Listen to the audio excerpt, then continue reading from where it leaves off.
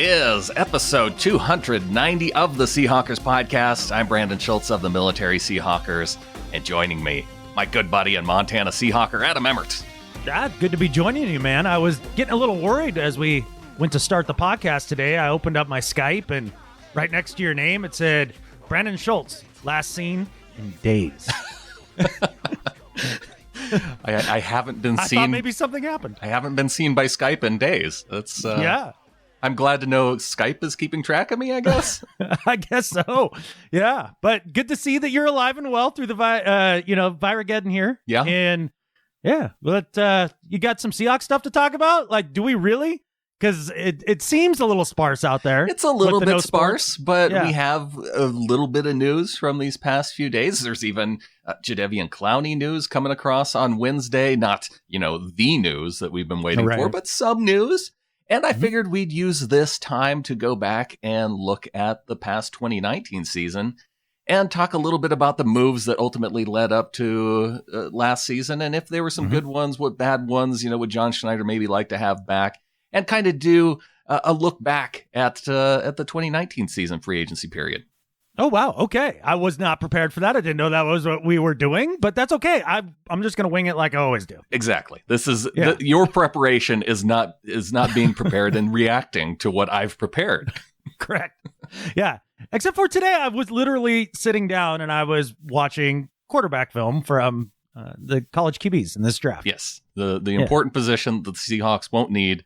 You're always on top of the upcoming quarterbacks, but I enjoy this. I'm glad you did. Yeah. I'm not bagging on you overly, just a little bit. It's one of my stupid human tricks. Somehow I'm decent at evaluating quarterbacks when I don't even watch college football.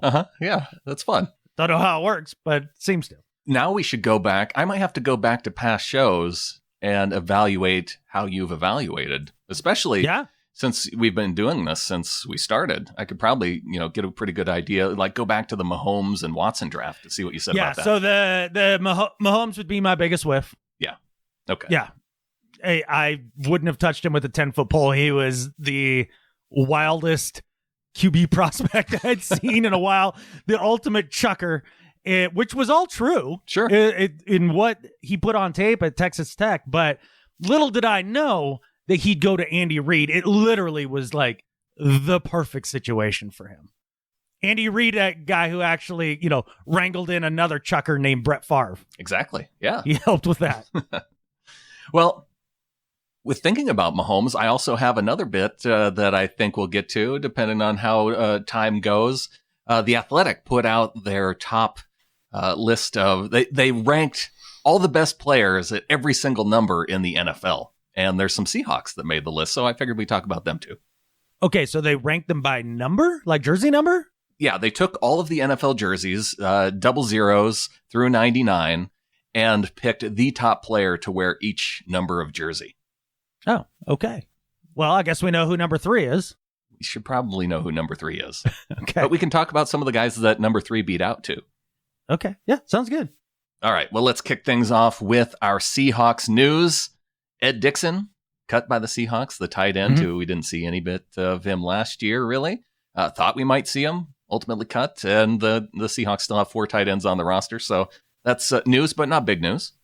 Yeah, the body was no longer willing for Ed Dickson, which is a bummer. Good guy, solid tight end. It was a decent gamble by John Schneider. Didn't pay off. No. Tedric Thompson, the 4th round pick by the Seahawks back in, 2017? Sounds right.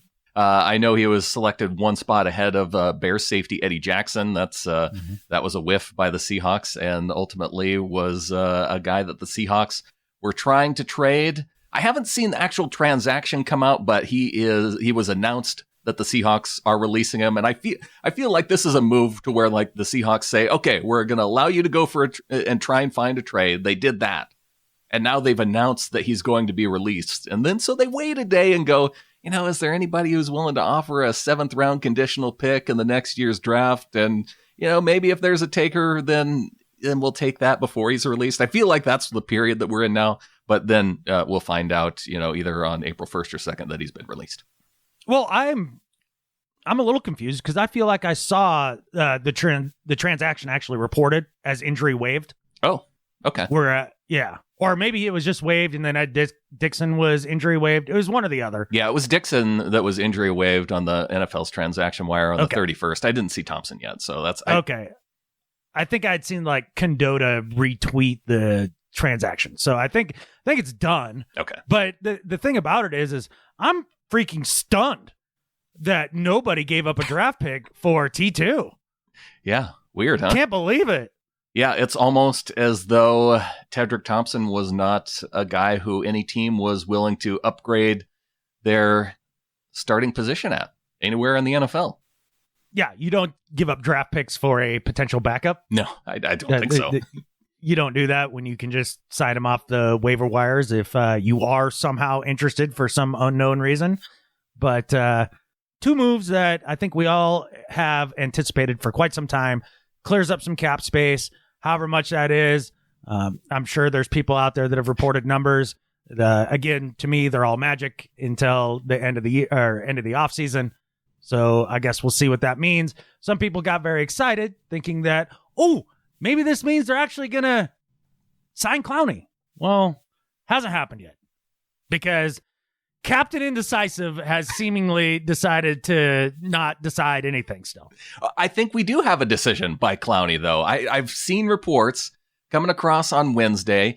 This one from Diana Rossini that says, as we continue to watch the market for Jadeveon Clowney, I am told by several sources the asking price has been moved off that $20 million plus number, and it's closer to 17 to 18 mil.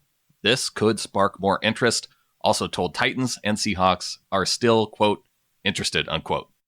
So, wait, you're telling me that by dragging this out longer, his leverage has decreased and he's having to lower his asking price? Huh. No way. Who would have thunk? But yeah, around that $17 million mark, I mean, heck, that seems okay for me. John Schneider, give him a call. Get the deal done. But since John is a very shrewd guy, maybe he's like, all right, you came down to 17. How low will you go? Let's play defensive end limbo here. How low will you go, Clowney? Let's go. It really depends how long you want to wait it out because you do ultimately, Everson Griffin's still out there. You don't want Clowney to be taken and Griffin to be taken by two other teams and then be left with nothing but, hoping that you can re-sign Ziggy Ansah for some reason, which, that's we'll get into is probably one of the worst moves that they've made in recent free agency history. So I feel like they're going to have to set a deadline of some sort and say, hey, if we don't have an answer by this time, we're going to move on. And that's ultimately, I think, how it's going to get done. Yeah, it does seem that way, right? And you keep hearing the little reports trickle out here and there from people around Clowney talking about how much he enjoyed Seattle. He talked to, was it Dorsett that he had talked to or Shell? It was Shell. One of those. Okay, it was Shell who he had conversations with, just saying, hey, you're going to like playing here. Pete's cool. Culture's good. Winning organization. You hear reports of him saying things like, being in Seattle taught me how to be a pro on a different level. That is something that changed for him in his time here in Seattle. So I'd be surprised if all offers being equal, he goes somewhere like Tennessee rather than Seattle. But I mean, look, if I'm Clowney, I look at this and I go, am I hitching my wagon to Ryan Tannehill or Russell Carrington-Wilson? It almost feels to me like he's on a ghost transition tag. The Seahawks had the ability to use a transition tag or a franchise tag. The transition tag allows you to match any other team's offer that comes in. And while they don't have that on him officially, it feels like that's the situation they're in right now. Yeah, it does a little bit, right? I mean, they've kind of floated out their offer and everybody else is like, do we want to match it or go above? Mm-hmm. And to this point, it doesn't seem like anybody really does. So we will continue to watch the Clowney news over the next week. Probably be another week when we're still back here. When do you think this ultimately gets resolved?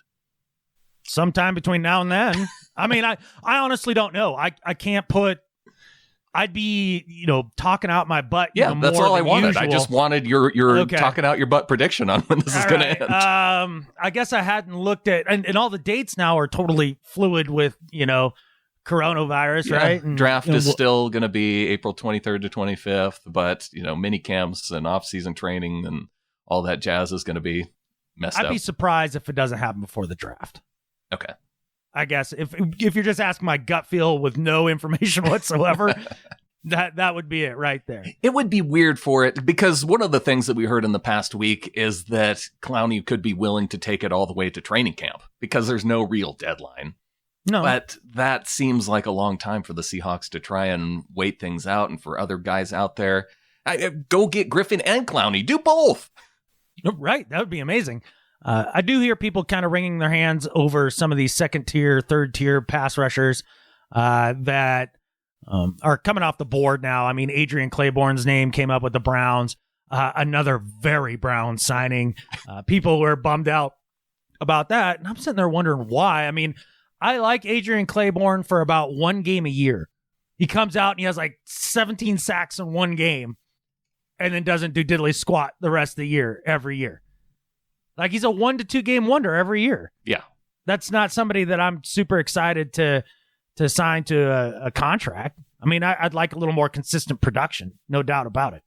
I mean, there's still guys that in that second and third tier that you want out there. I feel like Griffin and Clowney are the two top guys that are available. But I mean, the unfortunate thing is that all the top guys are gone. But it also, you think back to that year where they got both Michael Bennett and Cliff Averill, and they got them at pretty decent prices. I feel like the spot that we're in, you could get both of them now for under the market price.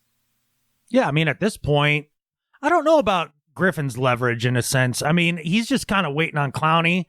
And I guess maybe his contract is going to reflect Clowney's contract, right? Because he's the more premier defensive end, and that's going to kind of set the market. Although maybe Robert Quinn already has, if you look at it that way. And that should help set Griffin's value. It's hard to say, but it does seem like people might look at Quinn and say, well, I'm not going there because the Bears just made a bad deal where they overpaid. Yeah. Maybe that's holding things up. Maybe it is. Maybe that kind of artificially inflated the market for half a tick there. And the rest of the GMs are like, no. We're not paying Ryan Pace type money to people. Like that guy's an idiot. So we're not gonna play like he does. That could be part of it. But all right, with all the news out of the way, Adam, how about we look back to last year? And one of the things I wanted to look at is the Frank Clark deal, because it has almost been a year now. And it was probably, when you think about the moves that John Schneider had to decide on last season, I would say that there were 3 really big moves. One was the extension for Russell Wilson, extending Bobby Wagner, and then making the deal for Frank Clark. And they were in that situation with Clark because they had to use the franchise tag on him ultimately. Who knows what the offer was before the franchise tag deadline of trying to keep him on the team. I'm sure they had a number in mind. And when that didn't happen, and the fact that they only had 4 draft picks going into the draft, they looked at that as a possible opportunity. They end up getting a 2019 first-round pick they used on LJ Collier. They got a 2019 third-round pick that they ultimately traded, and then they have the 2020 second-round pick, 64th overall this year, and we'll see what they do with that. But they gave up Frank Clark, and they also gave up a third-round pick that the Chiefs used on Kalen Saunders, an interior defensive tackle who was pretty good for them as a rookie. And I'm curious what you think a year out now, if that was the right move. Well, if I remember correctly, going into that offseason, when it came to cap space and everything, and you're looking at the guys you're going to keep or extend, I mean, it's Russ, Wags, and Frank Clark, right? Mm-hmm. And it felt like at the time, really 2 out of 3 was about all you're going to be able to do without totally hamstringing the team. And if I had to make that decision again, knowing what I know today, I'd do the exact same thing. Because we haven't seen what LJ Collier will be. A lot of people already trying to declare him a bust, and I think that's a gigantic mistake. I mean, I'm not saying he's going to be a star. I just have no idea. Jury's still out. Let's see. And one of the things we heard from Pete Carroll and John Schneider, it seemed like they were making the commentary that maybe Collier was a little bit more injured than was led on during the season last year. And that would make a lot of sense because Pete is always positive when it comes to guys and their injuries. And then so at the end of the season, they're saying, yeah, well, maybe we expect more from him this year. Because when you look back to last season and Ziggy Ansah, 1 year, $9 million signing, that was a move that it felt like Collier, if he was at all healthy, he should have been able to produce at the level that Ziggy Ansah was able to produce at. Yeah, who was also injured a lot as well. The Ziggy contract, we'll get to that. But to play out this Frank Clark thing just a little bit more, so they ended up with the third last year from the Chiefs, and then they traded down with that, right? I think that one, I think the third round pick from the Chiefs, they used another pick to move up to 88 with Minnesota and drafted Cody Barton. So, ask yourself, does that seem like a good value? Yeah, Cody Barton came in and he played, and he looks to be a guy that could possibly be the future at one of the linebacking positions and somebody they're very high on. So that's a cool part of the trade. That's definitely not a bust, right? No. So we'll see what happens with LJ Collier, see what happens with Cody Barton. And then, again, you got that second round pick from the Chiefs this year. And then on top of all of that, you got to keep Bobby Wagner and Russell Wilson. So, I mean, I don't know. I just don't know what else you do differently there. I don't know that there is a much better move. I mean, I guess at that point, we're not in this desperation mode for pass rushers that we kind of feel like this year. That's the flip side of it. And Frank Clark, while starting out slow with the Chiefs, finished very strong and ended up with a chip. So good for him.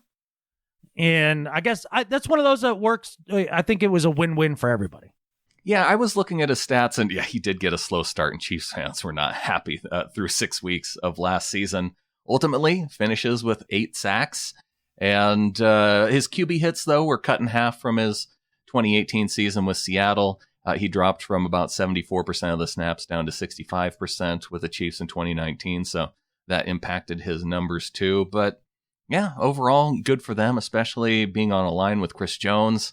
The Seahawks pass rush was definitely impacted. And I think that takes us to what we've been talking about as one of the bigger whiffs. And when you look at the cap hit that the Chiefs ultimately took by bringing on Clark, it was like a $6 million cap hit in his first year because they backloaded a lot of his contract.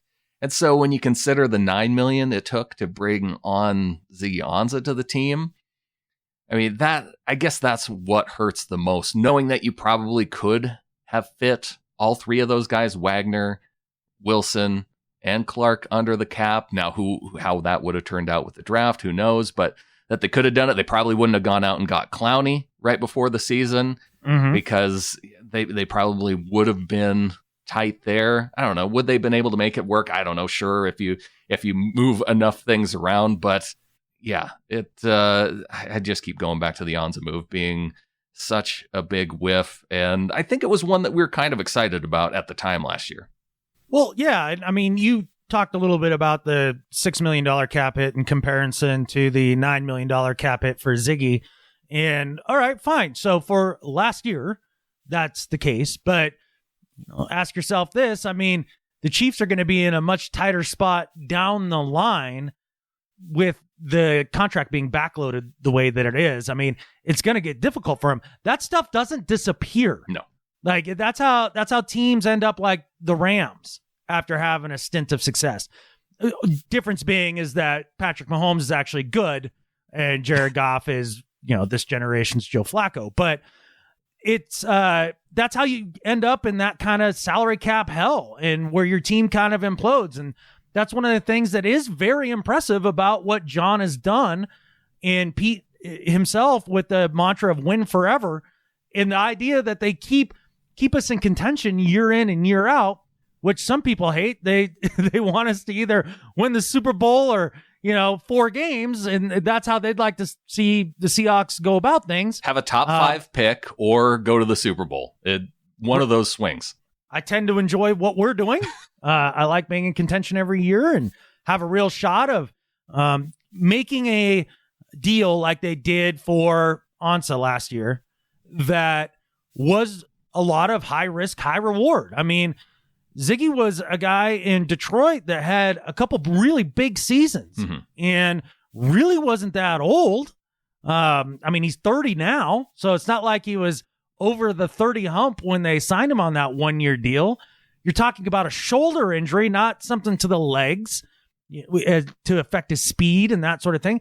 Turns out it must have affected his power and those sort of things because he really wasn't that effective. So it was one of those, if you hit on it, it's a home run.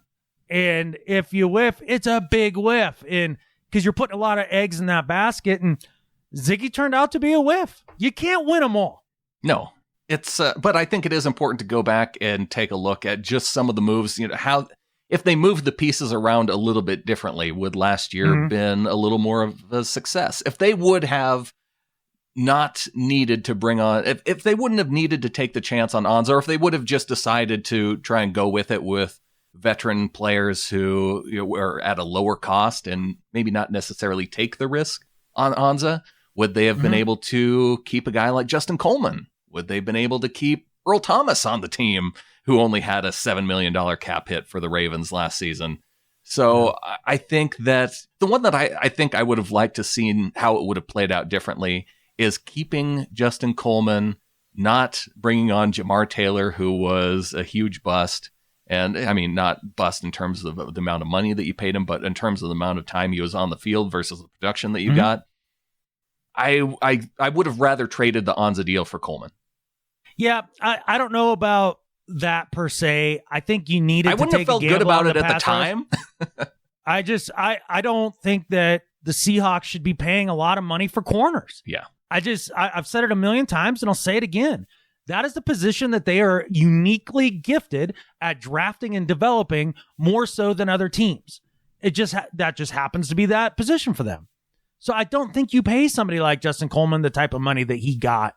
You can find somebody like Amadi that eventually steps into the role and is good. Now you make a shrewd trade for Dunbar and maybe you kick him into the slot, or maybe Flowers kicks into the slot. Like all of a sudden, I mean, corner is a place that they have a lot of options and flexibility, and they're good at identifying talent either on other teams or through the draft and developing it. So I don't know that the trade-off for Coleman would have been worth it. Maybe if you could have kept Earl, that would have been nice, just because he obviously had some left in the tank, but maybe with this training staff, it would have just been another injury-riddled year, and which would have been a bummer. It was tough watching Earl also in a Ravens jersey. That was a bummer. A lot of what-ifs. I mean, it's kind of that what-if game, but I don't mind the risk that they took on Ziggy. It wasn't like bringing in Eddie Lacy. Like, that was one of those free agent signings that you just looked at and you're like, this is dumb as catfish. I remember you thinking about that move. Yeah. And Ziggy wasn't. It didn't turn out, but it wasn't as obvious as maybe like other past free agent signings that made you shake your head. Well, if that's the case, going down this list, I don't know if there is a move that jumps out to me as being an Eddie Lacy type move. I can go down the list for you, Adam. I brought up Jamar Taylor. They signed Nate Orchard and Cassius Marsh, who they ended up releasing, but those were low-cost signings. They didn't keep Mike Davis. He went to Chicago. Shamar Stephen went to Minnesota. They allowed Brett Hundley to leave for the Cardinals, which was an upgrade to Geno Smith. They signed Jason Myers, who's been an okay kicker. Mike Upati, Pro Bowl alternate, although I think maybe in name only, but still probably an upgrade over Sweezy. KJ Wright re-signing. He had a good year. DJ Fluker re-signed. Michael Kendricks re-signed. Allowed Maurice Alexander to go to the Bills. Nico Thorpe re-signed. So there's not a move out of those that really strikes me as a head scratcher. No, all solid, thoughtful signings that either addressed needs or kept guys in house like KJ that they like having on this roster. And really, I mean, if you want to be super critical of it, I guess that would be they didn't ultimately have enough depth at running back and offensive line. I mean, because that's what kind of derailed the season towards the end, right? If you had more depth on the offensive line and had a running game, maybe you don't lose that game to Arizona in week 16. Sure, yeah. Not to speak about the regular season, but even you probably don't lose that game to Green Bay. Yeah. A game that you felt like if they had one more possession, we're moving on. I mean, basically they were, in a lot of ways, they were Ziggy Ansah not popping away from being in the Super Bowl this last year. I mean, because think about it. Sure. San Francisco, we beat them once in their house. We come within a quarter of an inch of beating them late in the season, right? That decides all sorts of stuff for the playoffs. And the Niners go to the Super Bowl, and we're a quarter of an inch worse than them. And the difference probably is Clowney's core injury and Ziggy not popping. Or Collier not popping, right? As a first-round pick. Right. I mean, football's a little bit of luck. Oh, and then every running back that's ever been for the Seahawks getting hurt all at once. I think Sean Alexander pulled a hamstring walking around the tunnel, retired. I think every ex-Seahawks running back went down with an injury last year. I think if you look in the hospital records around the country, every Seahawks running back, former and present, underwent surgery last year. Yeah. Somewhere Ricky Waters was on crutches. Well, hey, you brought up some memorable Seahawks running backs, and it turns out this season started a little bit early with the Athletic releasing their greatest players to wear each number in the NFL. And a few of the guys that you mentioned were, they weren't the greatest, but they were honorable mentions when you talk about Ricky Waters and Sean Alexander. They had some other players ahead of them that beat them out at those particular spots. But I wanted to go down this list because it's interesting to me that out of 99 or 100 numbers, I suppose, because 00 was on there with that. And see, I know you know your NFL trivia, Adam. You will be able to name the greatest player to wear the 00s. He was a Raider. And I'm totally blanking on his name. He only has the student. What is it? What do you call it when it's another number for the thing or another name for the thing? Dick? No. What do you call 2 zeros? Ott. Yeah, it's in his name. Okay. Tyler Ott? Jim Otto. No, it's something. Yeah, there it is. Okay. So when you said the other name for the thing, you weren't making a penis reference? No, it turns out it wasn't. No. I just wasn't following. Sorry. Yeah. I could tell that you weren't trying to. It wasn't Dick Otto. No. Okay. I was like, okay, another name for the thing that is a human name. It was either Peter or Dick. I didn't know. I love where your head's at, though. I was trying. But I was right. He's a Raider. He's an ex-Raider. Yeah. I can picture him. You got the ex-Raider. Okay. You always bring him up when you bring up the 00s and how Tyler Ott should wear the 00s. That's why I thought for sure this was going to be I thought I was tossing you a softball. Yeah, well, I don't know. I'm a little fuzzy on my 00s today, I guess. I was thinking too much about the D. I don't even know if I want to throw number 1 at you now. Number 1, it's got to be Warren Moon, right? It is Warren Moon. So a former Seahawk there. I didn't count him as the 7 Seahawks because the 7 I reserved for guys who spent a significant portion of their career, at least half, or maybe just a tinge under half. All right. I see you're adjusting your approach to this. Yeah. There's a Jerry long time Rice there. did not make my list of all-time Seahawks to wear the number. A couple years ago, he would have. It's true. You would have put him in there as that. Yes, I did. I did put those guys in my notes though, just as to be aware. Okay, this is going to take a long time to go through 100. We're not going to go through all 100. You already guessed number 3, and Russell beat out. I thought there would have been more number 3s. He beat out Jan Stenerud, Daryl LaMonica, and Carson Palmer. Gosh, I never think of Carson Palmer as a number 3. Was he 3 with the Raiders? I don't know. I don't picture, when I think of Carson Palmer, I don't even think of his number. He was 9 with the Bengals and with the Cards, right? He wore 9 for the Bengals, 3 for the Raiders, and 3 for the Cardinals. All right. So, see, he didn't even spend his whole career in the same number. He can't win. No, definitely not. Why is he even on this list? Screw that guy. Amazing premise. Yeah, I don't know. Did why they put he's on this list. if I'm going to scroll down to number 9. If they also put him on at number 9, there are like some huge Cardinals homers that. No, okay. They didn't list him at number 9. Thank goodness. Okay. All right. Who is listed at number 9? Just out of curiosity now. Let's see if you can guess. Let's see how well you know your trivia, because there's 4 names here. I think you should be able to pull one of them. Good Lord. Oh my gosh, Carson got a mention within the paragraph though, not among the honorable mentions though. Okay. Drew Brees, number 9. Oh, there we go. Got the number 1. Steve McNair, Sonny Jurgensen, and Tony Romo also wore 9. Oh man. Dang, that I am kind of embarrassed I couldn't think of a 9 there. I've never been good at the jersey number name thing. Like that was something that Lefko and Sims used to kind of do on their podcast. And they'd be like, oh, who's the best number 27 in the league right now? And I'm like, no effing clue. Number 9 is kind of a weird one, though. Like number 8, I think you would be able to guess that. Number 7, you'd be able to guess. Elway and Steve Young, right? Yep. Okay. See, I'm trying to build your confidence back up here. Okay. Is it Johnny? No, Johnny U was 19. He has to be the best 19, right? No.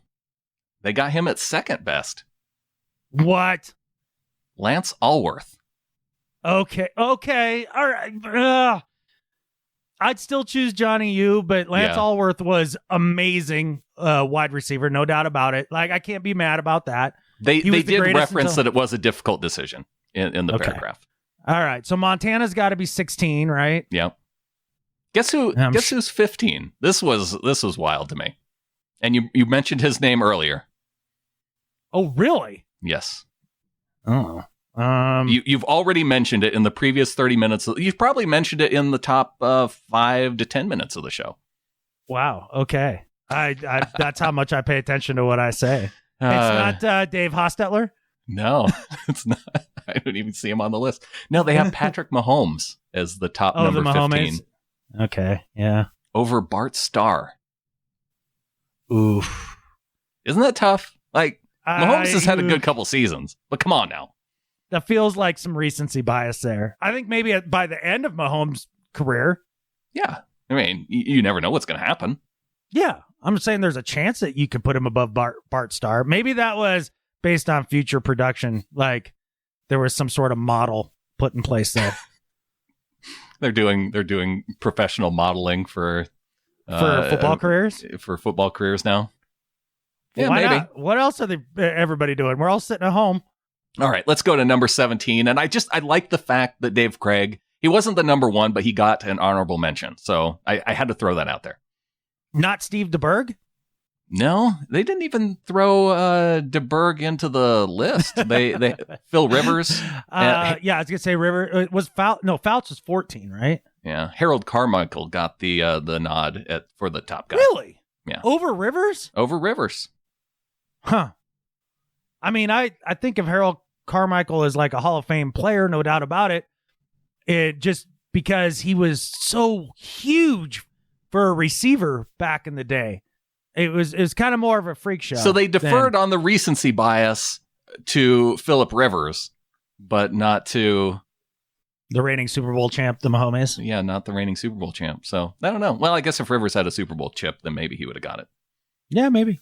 Marshawn Lynch in as an honorable mention for number 24, but there were a lot of number 24s. Let's see if you can pull the number 1 guy from the list of all the 24s. This is going to be tough because it was Willie Brown, Willie Wood, Champ Bailey, Darrelle Revis, Ty Law, Charles Woodson, Everson Walls, and Marshawn Lynch. Good Lord. Yeah, a lot of 24s. That's tough. I mean, is it Champ Bailey? Is he the That's who they picked, is Champ Bailey. So good move. Yeah, I think that's solid. I think I would have taken Woodson. It would be hard for me to argue that, but didn't he switch to 26 when he was with the Raiders? Yeah, he wore 24 with the Raiders and 21 with the Packers. Okay. So, yep, that knocks him down. Charles Woodson, not Rod Woodson. Yeah. Oh, okay, sorry. But there was a number change in there, so. How was 24 not retired in Seattle? It's weird. It would be weird seeing another guy in 24. Yeah. Or didn't somebody on defense wear 24 this last year? They tried it for a minute. Yeah. Yeah. And then they got cut, rightfully so. Right. Well, they had to clear out the number because they're going to bring Beast back for a late stretch. We didn't know. Maybe a little recency bias for number 25, former Seahawk. What about 25? That little bit of recency bias with the top player wearing 25. Sherm got the nod. Who are the other nominees? Fred Blitnikoff is the guy. I put Blitnikoff ahead. Sherm. Who else? LaShawn McCoy, Reggie Bush, Dorsey Levens, Chris Harris Jr. Dorsey Levens was mentioned in there? I know. Reggie Bush and Dorsey Levens being at 25. There's other dudes who wore 25. Reggie Bush had an impact on the league. I mean, oh, yeah. Shady was definitely better. But yeah, Fred Blitnikoff, definitely a more prolific player at his position than Sherman has been. And that's not, I mean, I'm splitting hairs between like the best to ever wear that number. So I'm not like taking a crap on Sherman here. Right. It's just that's how good Blitnikoff was. So Earl Thomas and Cam both got mentions underneath Eric Dickerson and Donnie Shell for 29 and 31. Okay. Ricky Waters and Sean Alexander got honorable mentions beneath O.J. Simpson, who they named at number 32. You know, yeah, it's one of those you got to separate the player at that time from who he became later in life because he was dominant on the football field. Yeah, but wasn't Jim Brown 32? Oh, my God. Well, yeah, but that wasn't the NFL, though, right? That was pre the Browns being a part of the NFL. 65 was his last year. Was that he was in before there was even a Super Bowl? Yes. That's lame. They should go back pre-Super Bowl era to throw in Jim Brown. Yeah, it kind of feels like a ridiculous list at this point without arguably the greatest player to ever lace him up. Jimmy Johnson, the former 49ers Hall of Fame corner, got in over Alexander. Okay. Eugene Robinson, who had a pretty good period of his career in Seattle, got number 41. Mm-hmm. Okay. 45, Kenny Easley, of course.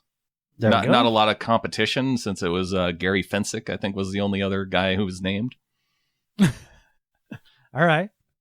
Number 54, no honorable mention for Bobby Wagner, Brian Urlacher getting the nod. I thought that was a little bit of a whiff on not even mentioning a future Hall of Famer. Who are Bobby the Wagner. honorable mentions then?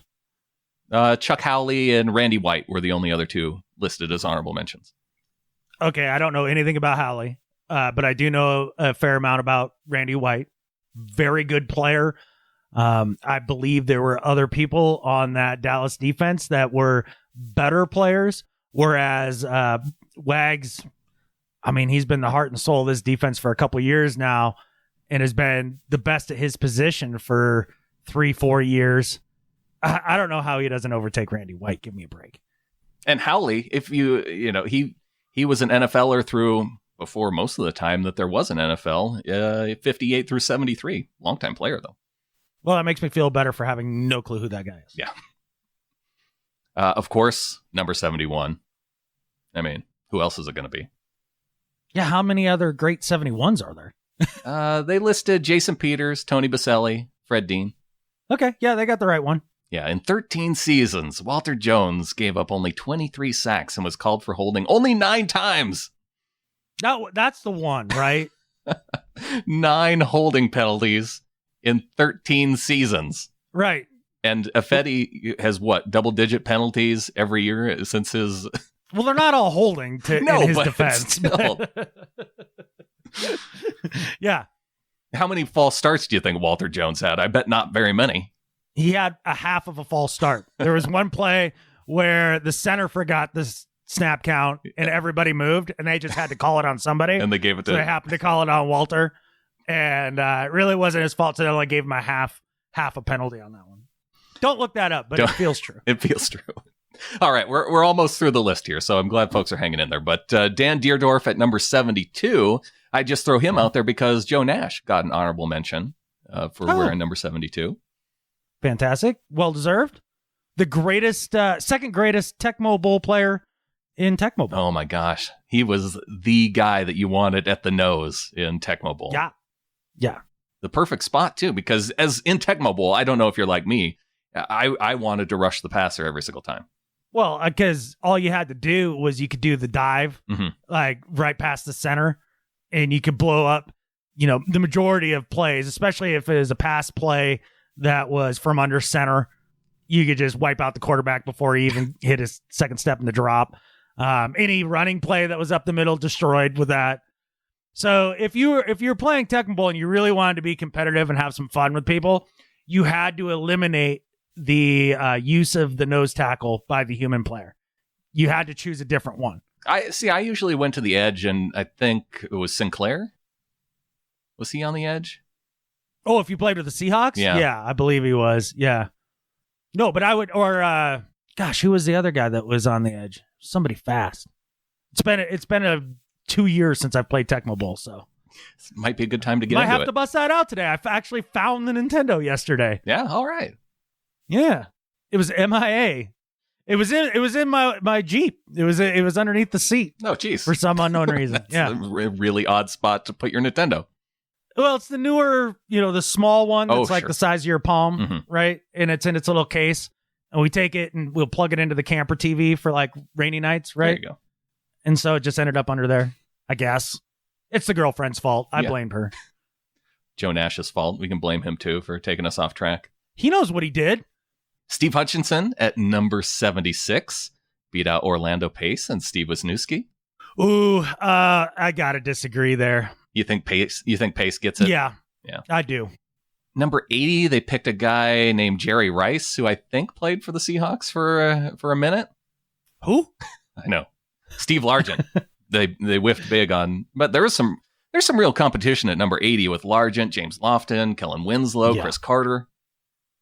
Oh yeah, there's some all-timers that wore the number 80, no doubt about it. Seahawks Hall of Famer John Randall, number 93. There it is. See, threw that in there. And then Cortez at 96. Okay. There you go. Was Warren Sapp the 99? No. Oh. But you should be able to guess who got it. Mean Joe Green. No, somebody else in the NFC West. Aaron Donald. Yeah. You start to think about the old players, then you start forgetting about the new players. Like when we started this exercise, I thought it was just in the playing in the league today when you like tease this. Oh. I didn't realize it was all time, so I was only thinking of modern players. Then I had to switch gears to like old players and then trying to switch back to new players. This has been a roller coaster for me is what I'm getting at. It's really difficult. I think you did pretty well. No. I give myself a thumbs down for that segment, Brandon, and a solid do better. Let's see if you can salvage it by picking who number 11 was. Number 11. Jim Everett. Okay, you failed. Number 84. Oh, that's got to be Randy. Yeah. All right, who was 11 though, smartass? Another amazing future Hall of Fame wide receiver. Oh, is it Larry? Okay. Yeah, it's Larry. Gotcha. There. With a little bit of a hint, you salvaged it. Well, yeah. But also the underappreciated career of Jim Everett. He's a guy I couldn't even, if you would have asked me what number Jim Everett wore, I wouldn't be able to pull it. I guess I just remember that one that was some of my first formative football years watching Rams Niners on like Monday Night Football on our back little edition off the single wide trailer with like the little black and white TV that was all of like 10 inches across. And just, they had battles, man. Niners Rams. That game just seemed like it was always on as a kid at like 8-9 years old. Number 20 makes me laugh a little bit, just based on politics. You know who number 20 is. It's got to be Barry, right? It is Barry. And do you remember when Garth Brooks here recently went to play a concert in Detroit and he wore a Sanders 20 jersey and people online... In Detroit! Yeah, in Detroit. And people online were mistaking it for a Bernie Sanders 2020 jersey. Endorsement. Give me a break. Good call. On to the second half of the show. All right, sounds good, man. All right. Well, congrats on making it to the second half of the show. You made it through our number segment. So here we are, Adam. Okay. Yeah, no, I know maybe there's going to be people who'd be like, that was stupid, and that's fine. But there's other things that other people have been doing in the sports media with the total lack of live sports to, commentate on and, drive the news cycle, right? Like, there's this whole thing of rewatching old games right now and like breaking them down. Or playing the season as a video game and breaking down what is happening in the video game. Okay, that one I don't even want to touch with a You don't want to simulate the Seahawks season with Tecmo Bowl and talk about the great game that Chris Carson had against the Rams? Joe Montana beats Patrick Mahomes in Super Bowl 98 in Madden Sim 47. Yeah, just catfishing stupid. Now, I am interested though in your take on the rewatching of old games and breaking down. Is this something you're doing? Are you going back and rewatching old games? Is that something you're doing to occupy your time? Depending how long this goes for, Adam, I propose to you that we go back and cover the 2012 season as Seahawks fans and podcast about the season before the Super Bowl season, because we started in 2013. We missed that whole first season of Russell Wilson's career. It would be nice to go back and rewatch that and maybe give some thoughts. Even now with having the historical perspective on it, I think that could be interesting. Yeah, it could actually. And, we had kind of, maybe not directly to one another, but we both had bantied the idea of doing it that 2012 year. Mm-hmm.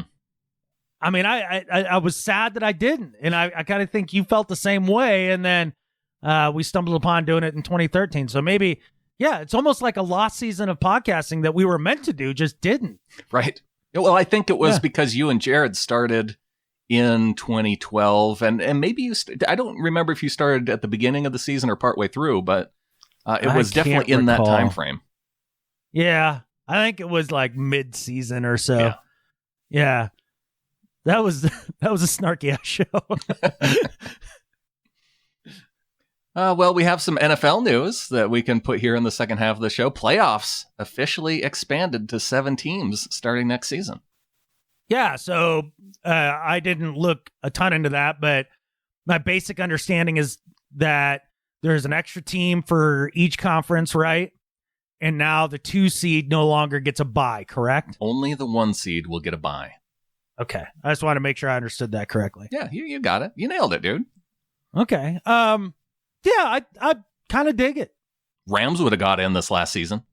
Yeah, I think the biggest bummer about it would have been the Rams getting in. No, the biggest bummer is that annually you're going to get that team that's 7-9 in the playoffs. That's kind of hot garbage.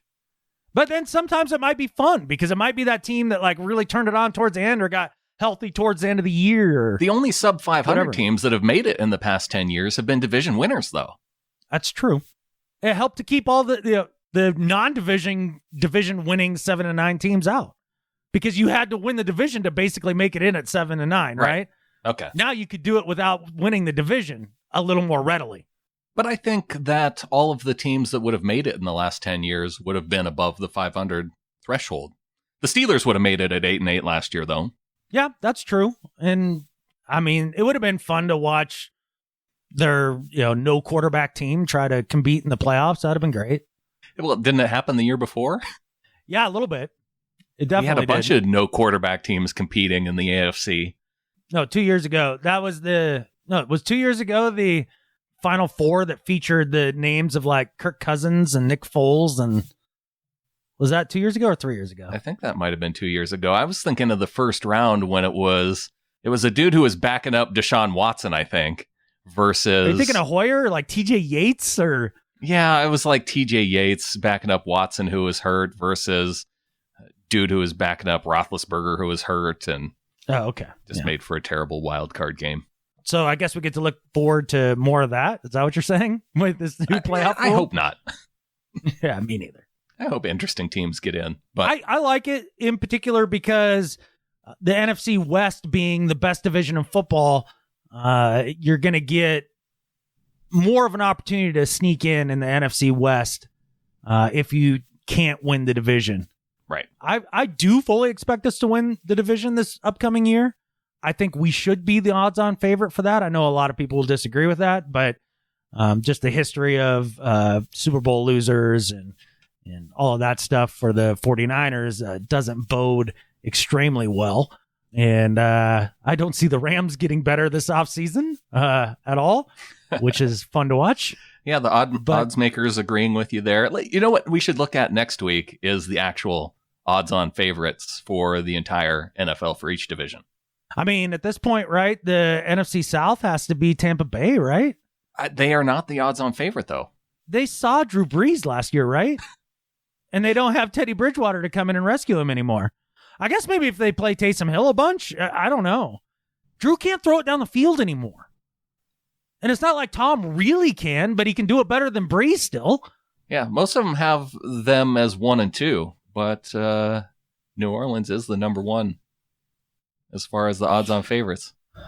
I don't know. I guess maybe the Malcolm Jenkins signing. And yeah, I don't know. Didn't they? Aren't they collecting all the Jenkins? Didn't they get Janoris Jenkins too? I don't remember. I feel like they did. It's like we're collecting dudes with Q's in their names in the secondary for Seattle. Yeah. Well, some people wanted us to trade for Stephon Diggs and collect all the Diggs. Yeah, that'd be okay too. I would have dug it. But you're not supposed to do no rim shots, Brandon. Those are supposed to just pass right by you like they usually do. You don't even give them the benefit of a chuckle, and I have to wait for somebody in the Ring of Honor to be like, thanks for that.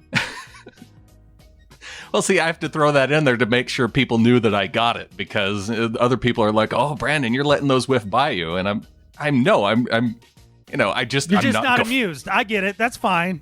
Just not guffawing out loud. Okay. How else am I supposed to recognize that there was a joke there? I don't know. I mean, besides laughing, which would have been the forced response. Forced? Wow. All right. Oh, well, hopefully people are enjoying the show, and it is the off season. Getintheflock.com if you want to help support the show. Yeah, if you want more of this sort of quality content throughout the off season, go ahead and getintheflock.com, and we'll continue to make up crap as we go, just for you. Well, we're going to start bribing people as of this week, because now, before the season, Adam, the tiny pieces of Seahawksstuff.com. Mm-hmm.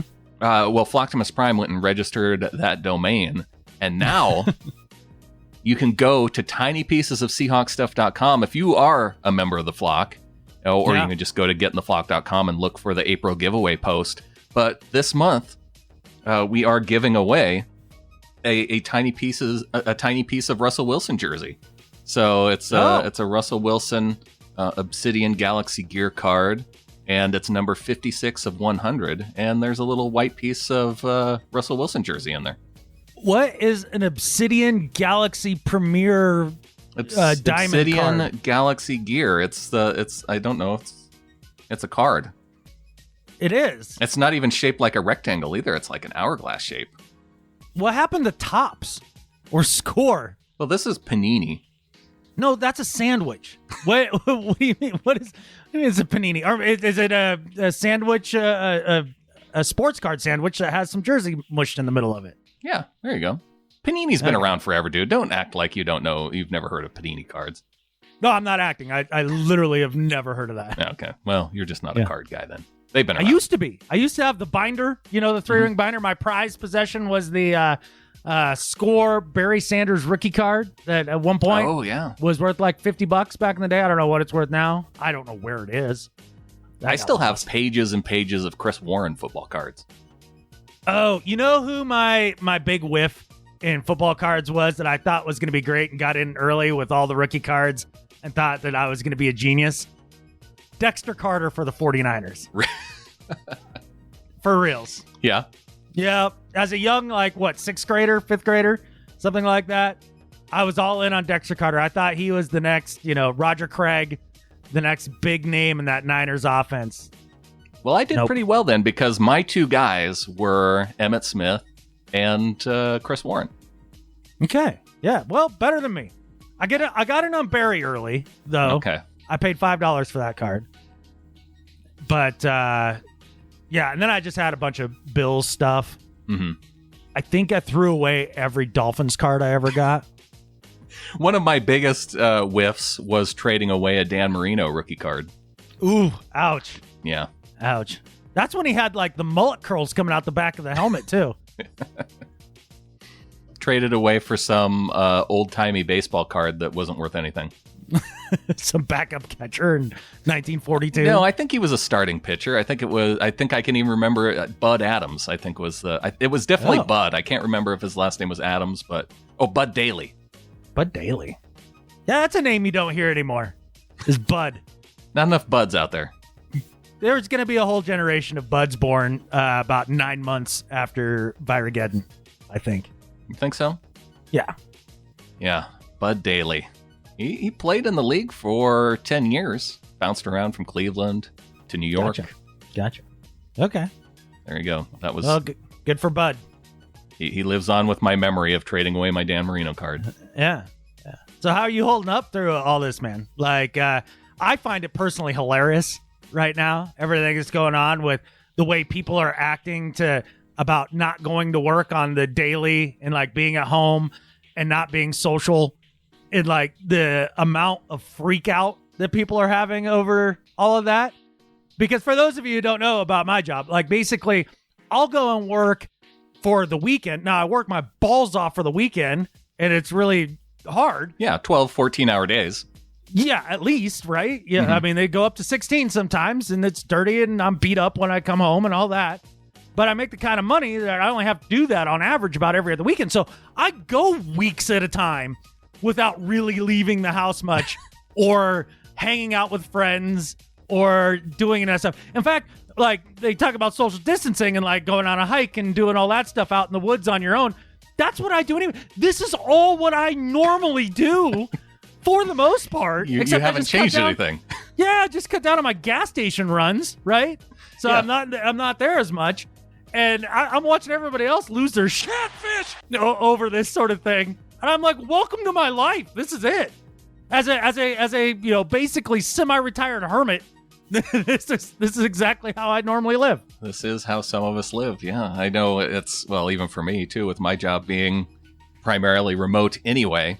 Yeah. Working from home instead of the office is not a difficult thing to do. I mean, I would normally go into the office a few days a week, but working from home is not unusual. So yeah. It doesn't feel a whole lot different either on my end.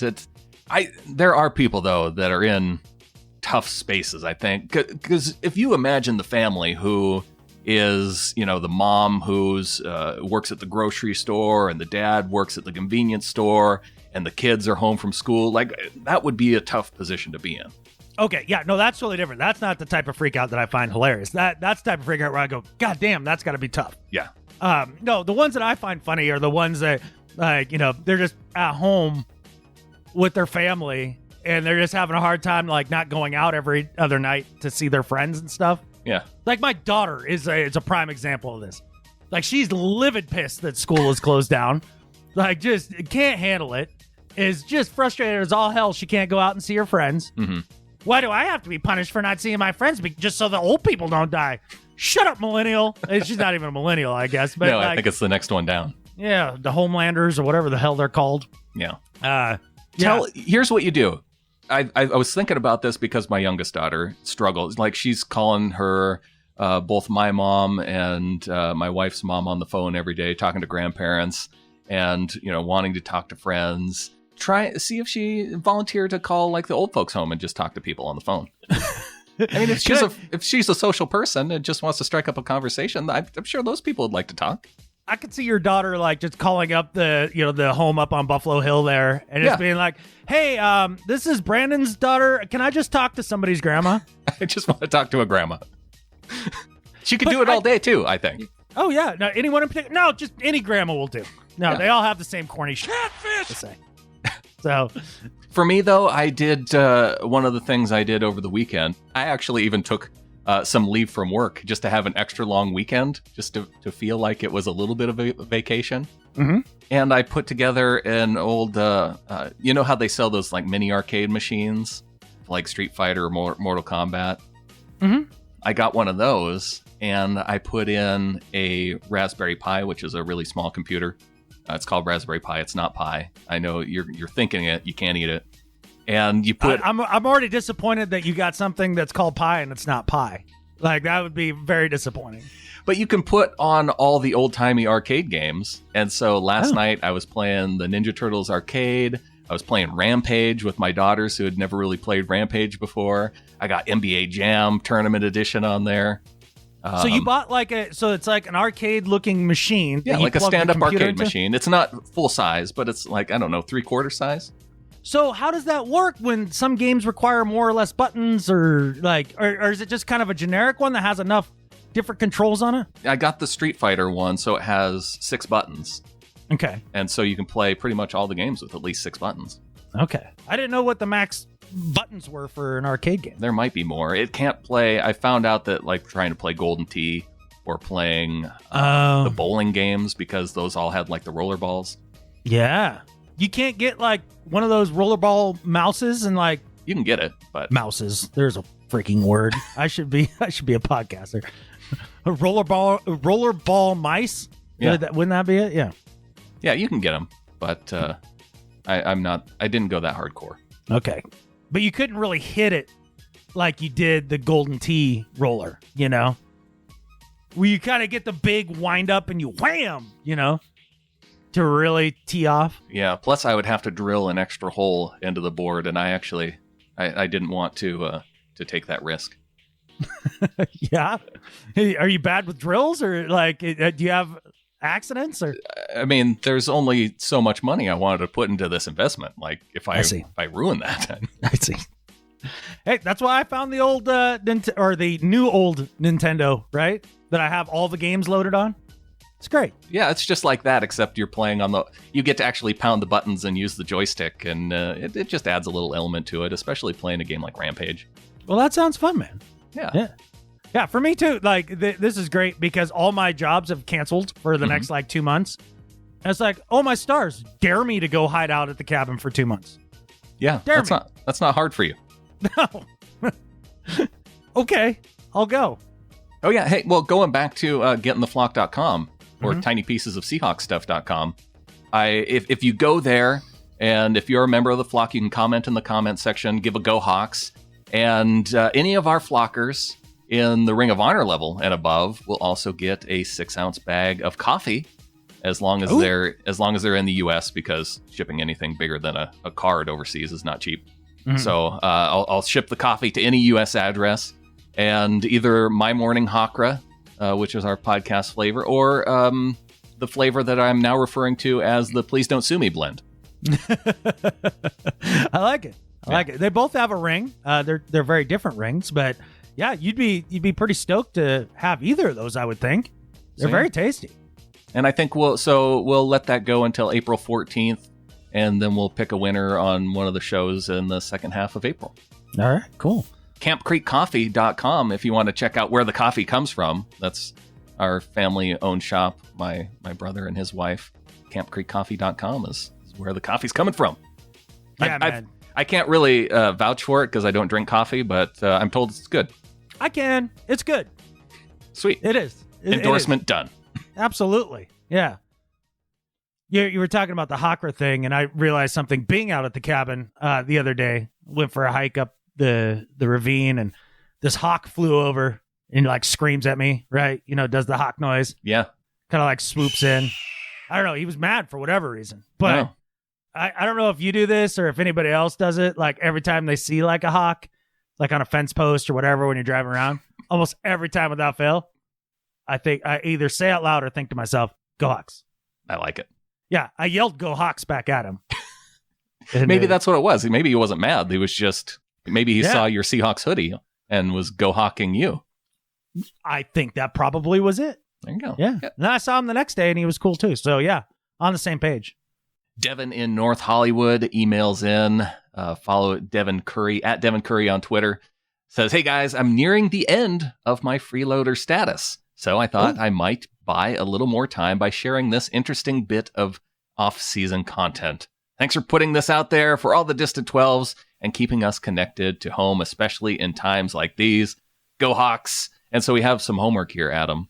It's the Mysterious Universe podcast. And this sounds like it might be up our alley. Just the description.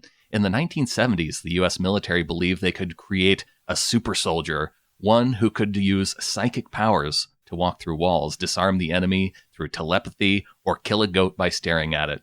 On this episode, we discuss the incredible story of the continuation of this research into the modern day and find out how it influences modern elite sport. From Russian Olympians shape-shifting to golfers imagining... there should be a comma here. From Russian Olympians shape-shifting. Is it Russian Olympians shape-shifting to golfers? Because that would be amazing. Yeah, I think that's you wanted a comma there. I think it was worded perfectly. I want to see Russian Olympians shapeshift into golfers. Two golfers imagining they are Darth Vader. Right. The stories are weirder than you can imagine. I'm going to send you this link, Adam. We need to check this out. I'm excited about this. That's pretty great. I'm texting it to you now. All right. Didn't George Clooney have like a movie that talked about this? Like where, they were in the military and like we're trying to mind control goats or something or. Oh, yeah. I haven't watched that. Okay. I think it was a Coen Brothers movie. Yeah, that sounds right. The Men Who Stare at Goats? Is that what it was called? I think that was it. Okay. Yeah. I, again, didn't watch it either, but time to kill, so. I know I'm supposed to be watching this Tiger King show. I watched it. We went through it. You got it? Yeah, we did it. We did the whole thing. He's a special kind of redneck. Okay. Like and there's some rednecky stuff that's hilarious at the beginning of it, and then it gets kind of twisty and dark. And pretty much everybody sucks. That's in the show at the end of it. That's your takeaway. Yeah. Is that everybody they just suck. And the weird thing is that I don't know if you've ever been around animal activists, like the people that are hardcore, one way into that. Uh-huh. Like, for example, my ex-wife was heavily involved in the Humane Society. Right. So, we were around rescue people and all that stuff. Right. I will say they are a different breed. In big cat people, they're even more of a different breed than I knew existed out there. But in some ways, it will surprise you. If you've ever been around that world at all, you could see like that Airedale rescue lady, like being a psycho about that. Like if they went a step further from where they are, they would end up where Joe Exotic and all these people are. I haven't watched it, so I have no idea what you're talking about. But it's worth watching. I mean, if not for anything, then the small snippets of music video that this guy put out that looked like they were filmed in 1985. It were all like the glamour portrait shots. Yeah. Like the whole video feels that way. Yeah, I mean, it's worth watching. Okay. I think in some ways it's overhyped, but it was interesting. Yes. Okay. So Tiger King and this Mysterious Universe podcast. I feel like I have my week planned out for me now. Yeah. I mean, at least a day or two, right? Do I have to go through it all? How many episodes is there? I still haven't even watched Tiger King. Yeah. I want to say it's like 6. I haven't watched The Witcher yet either.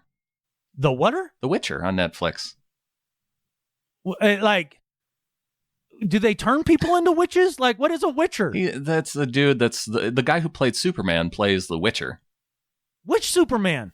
The newest one. Oh, I haven't seen that. Oh, jeez. That's okay. Yeah, I'm not. Yeah, exactly. That's kind of what I heard about. I'm just not. I'm more of a Batman than a Superman guy. So okay, well, what is a Witcher? Oh, I haven't even. It's based off of a game that's based off of a book. I haven't even read the books. I haven't played the game. I just know that it's a show I'm supposed to watch. Yeah, like a video game. Video game. Oh, well, I'm already out. Any movie based off a video game, I'm out. I think the Netflix show is based off of the book, though. Okay, maybe then. I don't know. Like that Ready Player One game? Nope. Never. Or movie? Never will see that. Oh, well, that's based off of a book. That's not based off of a game. But it's all about video games. People playing video games saving the world, right? I haven't seen it, so I don't know. I think that's the premise, which will never happen ever. So you have to do things in reality. Don't comment about movies that you haven't seen, Adam. I don't want to hear your comments about movies that you haven't even seen yet. I don't know. I saw enough of the previews, right? I saw the trailer. It looks stupid. Yeah. It's a lot like evaluating potential draft prospects, right? Like, you look at their highlight reel and you're like, oh, no, never on this guy. Or, oh, yeah, no, I really like him. It is, with it being the draft time of the year, I have a hard time with the highlight videos, especially running backs. Like every running back highlight video is a dude just running in open field. Right. You cannot do running back evaluation off of highlight films for sure. You've got to watch them in context. Otherwise you'll have a difficult time telling who's good or not. You might draft like a Rashad Penny early for like no reason if you do that.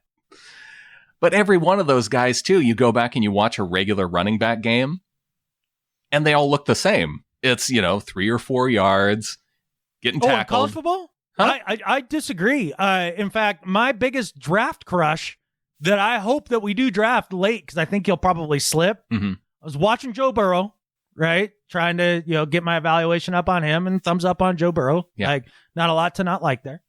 But have you ever went back and looked at stuff and you're looking at one player, but this other guy keeps flashing? Oh, yeah. Over and over again? Yeah, Clyde Edwards-Helaire. That dude is a baller. Yeah. Yeah. I bet he'll go in the first 3 rounds. Maybe even, I think he'll go in round 2. Worth it. Yeah? Yeah. I really like his game. I do too. He's, the bummer is listening to Rob Staten and talking to Alistair Corp about the prototypical Seahawks running back and what the Seahawks always look for in terms of their size.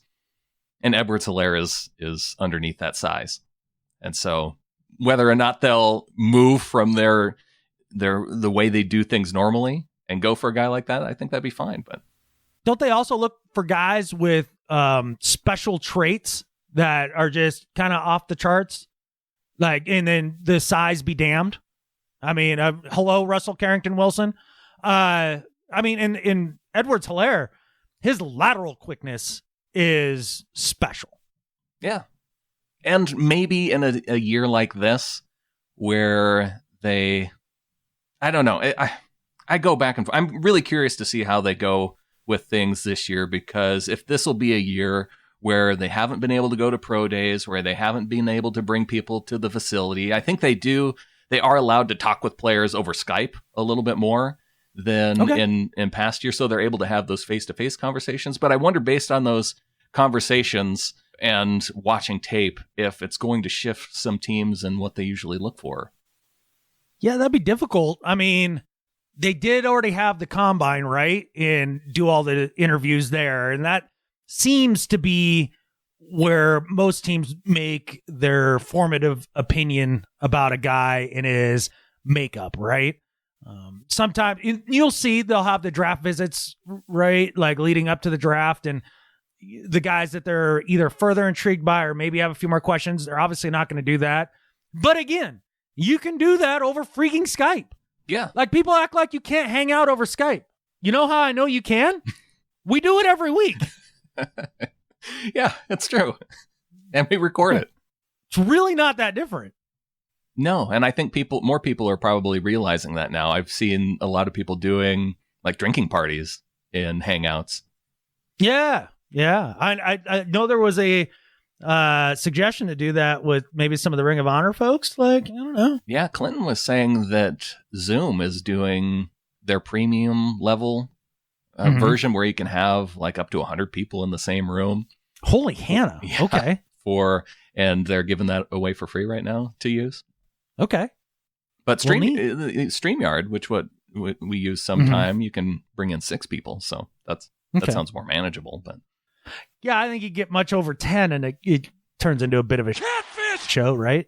It's possible. It's worth a try, though. I mean, try whatever. I'm down. But just not on the weekend, okay? Because that's when the girlfriend's off. Yeah, and we're building out there. Yeah. Okay. Yeah. We'll figure out a time. Okay. And I figured since everybody's off, like, why can't we do it during the week? Yeah. Why can't we? Yeah. Oh, happy birthday, by the way. Oh, yeah. Thanks, man. Forgot to mention. I feel very special being born on a day that literally probably close to 1 billion people have been born on also over the history of time. So hooray for me. It's when I think of that day, and I can't even tell you exactly what the date is, but I just know it was last week. Close. Yeah. Yeah. It happened since last time I talked to you. So yeah, you're somewhere around here too. Yeah, it's coming up. Yeah. Yeah. So, merry birthday in advance, because I'm surely going to forget. I am not worried. I would not have held you to it. Okay, thanks. Yeah. Jackson from Denver, Colorado, says, love the show. As a dedicated Seahawks fan, this is the only Seahawks podcast I listen to. Furthermore, will Jadeveon Clowney try negotiation with John Schneider, or will he take his probable 16.5 mil without a fight? Well, it's looking closer to that 16.5 mil. I know. I think Jackson's nailed it with this salary prediction. Well, not only that, but I just want to thank Jackson for going exclusive with us. I didn't know that that's where we were at in our level of our relationship, but I appreciate it. Yeah. Oh, and going back to Devin, too, mentioning the freeloader status. We've thrown that out there. If you've been listening to this show for 2 years, you're within the freeloader grace period. And you can get extensions to that. And we aren't going to hold you to it or anything, especially during tough times like this. But it is about a 2-year grace period. That feels right. I mean, and not only that, but you say that we're going to give grace periods. Screw that. No. You're going to be like the landlords who are sending out letters to their tenants saying, "Hey, rent's due on the 1st. You're going to pay the rent on the 1st." Right. Yeah, that's me. We should send out letters to all the people who have been listening for more than 2 years but haven't donated. Can they be on pink paper, and have some sort of final notice stamp on them and stuff, and some spooky language? Yeah. Just like Skype. Last seen. Yeah. That did crack me up. I was like, oh God, Brandon's gone. Got a review too. Coming in from the Brazil iTunes. Says, hey guys, big fan of yours from Brazil. I love the podcast and the analysis. The do better and better at life makes me laugh every single time. Thanks for everything. Catfish the 49ers and the Rams. Go Hawks. Hey, go Hawks. I think that might be the first ever message that we've gotten from Brazil, right? I think it might be. Yeah. On my list of countries that I very much like to go. Yeah? Yeah, even with the snakes. Ooh. Still on my list. Snakes and spiders, probably. Spiders don't bother me. Okay. But, I mean, if I could wear snake boots while I was down there, and I don't think they allow you to have guns down there, but I'd really like one of those, 410 shotgun shell pistols. Spiders are kind of creeping me out a little bit more. I got the Animal Crossing game. Okay. And it's a game that our whole family's been playing. And so you're on your own island, but you can take trips to other islands. Oh. And it's kind of a fun game because all you do is fish. And it's a game where you spend time outside in the game. So it's a little Oregon Trail-y, is that right? A little bit. You're building up your house and you have your little village, and yeah, Is it an electronic game? It's a Nintendo Switch game. Oh, okay, all right. Yeah. I didn't know if I was thinking board game for whatever reason, but now I get it better. Yeah. The reason why spiders, it reminded me. So one of the islands that I traveled to was an island that was of just tarantula spiders. Yeah, it was terrifying. Yeah, no, you don't want to. And they're hard to catch too. Well, in the game, they're trying. Have you ever caught a tarantula before? No, not in real life. But no, if you're on that game and have trouble catching tarantulas, I am now the master. Email me. GoHawks@SeahawkersPodcast.com. All right, cool. I also want emails from people who know how to catch tarantulas in real life. Any pro tips there would be appreciated. SeahawkersPodcast@gmail.com. I like it. What do you say we get on to some do better and better at life? Good Lord, let's do that. All right, man. My do better this week revolves around Jeeps. And most people know my affinity for the Jeep brand, especially the Cherokee, because for the longest time, the Jeep Cherokee was kind of the Jeep that nobody really looked at like they do a Wrangler. It didn't quite have that cool factor, yet had all the capability, and you could get it for way cheaper. And it was, they're rock solid with that 4-liter inline 6 motor. have a huge affinity for the Jeep Cherokee XJ. Like this is something that I feel like I was ahead of the curve on. I've had 4 of them now, throughout the course of my life. And I love this vehicle. And one of the things that I find to be very odd is in the last year or so, all of a sudden there's been an explosion of interest in the Jeep Cherokee XJ. I don't know why it is, but suddenly everybody's just finally realized, oh, these are the bomb. They drive down the road good. You can go down the highway and take a nice road trip. Yeah, you can still bomb up a mountain that's, got a 30-degree slope angle.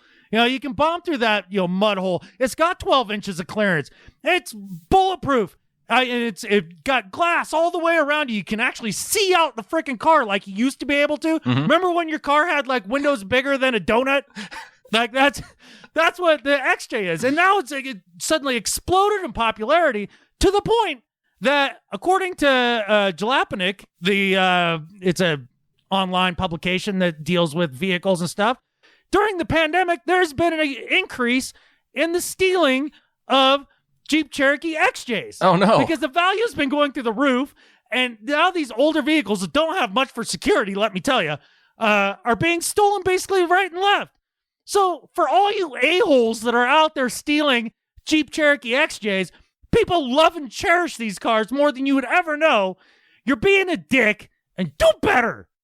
Oh, man. Speaking of people, in that mold, this isn't my do better, but the people and going and doing their grocery shopping at truck stops, hey, our truckers need to stay on the road and stay healthy, stay out of their stuff, keep away, do your shopping at the grocery store. Don't go pillaging the truck stop stores. Wait. Why on earth are they going to the truck stop instead of the grocery store? What is the logic there? I don't know. They might be looking for toilet paper, maybe it's not as busy. I don't know. But okay, because I was going to say, if your point is to avoid the virus, right? Yeah. Where are things transported in and out of more than a freaking truck stop? Yeah. Well, I think interstate travelers. Right now, and I know the majority of our listeners are from the great state of Washington, mm-hmm. and that's cool. But every time I see a Washington plate in Montana right now, it makes my blood boil, and I just want to say, go the catfish home. We don't need you here right now. I haven't seen it, but I haven't been out either, so. Oh, well, I go from here to the cabin, so basically just stop at the truck stop just to, fill up. Yeah. But I don't go inside the store. I wipe down the pump and, pump outside and then just drive right to the cabin. Yeah. Let's leave the truck stops to the truckers. And stay home. If you're from a hot spot, stay home. Do not come to the great state of Montana. Maybe they're going to their cabins. There's too many. There's too many. Okay. Yeah. Just trying to give buy a cabin in Washington. If you're in Eastern Washington and coming to Montana, let us know. Go Hawks at SeahawkersPodcast.com. Let Adam know that he's wrong, that you have a legitimate reason to be in Montana. Right, meow? No. No, you don't. I just want to know. Okay. My do better, though, is for this is kind of a weird do better because it's not do better in the do better type sense. This is right. This is a kind of a different sort of do better because last week the NFL put out a press release, and so I wanted to make sure and caveat that because this is really what sparked it, and because I do think it's really cool. I just think that there's more that can be done, and they probably will do more. So I'm putting this out as more of a challenge, I guess. Okay. Here's the opening paragraph from the NFL's press release on March 26th. The National Football League announced today that in collaboration with the National Football League Players Association, clubs, owners, and players, more than $35 million has been donated to date, including $3.4 million from the NFL Foundation as part of the COVID-19 relief efforts. Okay. Cool. All right. 35 million, pretty cool. When you start to dig into the numbers, though, $5 million of the 35 million is from Drew Brees alone. Right. And Brees isn't exactly a billionaire. He's a multimillionaire for sure. So that's 15% from just one of the millionaire athletes, not the billionaire owners, which there's 32 teams. Maybe they're not all billionaires, but they're up there. I think pretty much everyone is. And I think, I don't know if I've said this on the podcast, and maybe I have, but somebody describing on like a TED Talk or something like that, the difference between a million and a billion. Oh yeah. Like if you were to break down a million into seconds and ran out a million seconds, it's something like 11 days. Yeah. Right. If you were to do that for a billion, it's something like 30 or 60 years or something like that. Something crazy. Like that's the difference.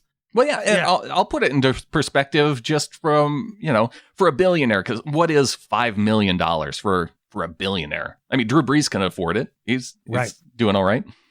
So let's take it down to I don't know, our level-ish. I mean, I haven't thousandaire. I haven't looked at my financials, but I'm hopeful that I'm on the plus side of the balance sheet to where maybe I'm a 10,000-aire. Hey, if you're a multi-thousandaire, I'm very impressed. Yeah. I mean, you would have to look at what's in the bank account versus the mortgages versus what the house is worth. Okay, versus... so you're going net worth. Yeah. Okay. Yeah. Well, I think statistically, if you have zero debt and $20 in your pocket, you're richer than something like 80% of America. That would make sense to me. So I feel pretty fortunate. But so for a billionaire to give away $5 million would be like a 10,000-aire, like I hope I am. Like I said, I haven't checked the balance sheet. Right. That'd be like $50. Right. I feel like I can swing $50. Yeah. I spent $40 on dinner last night. Exactly. Yeah. I think both of us could come up with $50 to, hand out to, somebody in need. Right. Yeah. So for a billionaire, but I ended up buying some things for some people around me that I knew either wouldn't or couldn't prepare for some of this. And I probably shelled out more than $50 would be my guess. And I think a lot of us are in that position to where we'll help out the ones around us who are kind of struggling right now. I know I got a mom who works at the mall, and the mall's obviously not open. So things, you have to work through things. And so that's why to the NFL owners, I challenge you to do better. Yeah, I think they can. I also have seen this thing called history, and I know they won't. Ooh, ouch. They're greedy, man. I mean, I guess that's how you get to be a billionaire, because that's a lot of money. That's exactly how you get to be a billionaire. Either that or you get really lucky on something. Yeah. Oh, like Mark Cuban? Yeah. Or you're somebody like Elon, right? Who's like, we need ventilators right now? Well, we'll just build those then. And we'll give them away for free to the places that really need it. Not like to stockpile, but like, you're down to one and you need another. We'll just send one out to you. Don't worry about it. Man, I have is that your better at life? No, it's much more whimsical than that. Oh. It's actually going to be a choose your own adventure, Brandon. Ooh, I love these. Yeah. So I'm going to give you the choice. If you're a product of the 80s, they do have choose your own adventure books now, but I feel like it's not the same as the choose your own adventure books from the 80s. They lost their luster somehow. Yeah. It's not the same.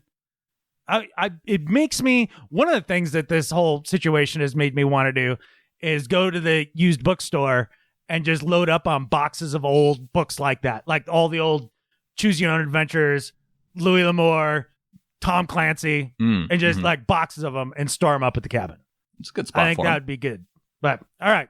So Choose Your Own Adventure, Brandon. Do you want to hear me talk about things regarding lawns, which you know how I feel about lawns? Or turn to page 35. Or Uranus. I think I know the Uranus one, which is an amazing headline. So I want to hear your take on lawns. Oh, okay. Well, my better at life than Skip Bayless this week, Brandon, could have been for just the simple headline, NASA data shows something leaking out of Uranus. Yes.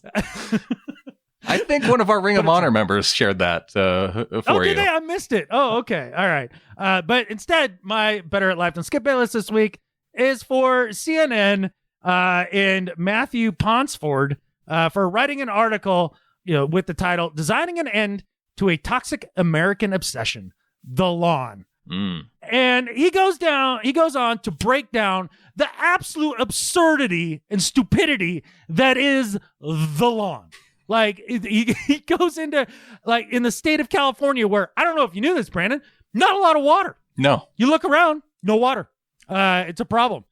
In half of every household's consumption of water, the most precious resource on this planet, drinkable fresh water, and half of it is spent on the freaking lawn.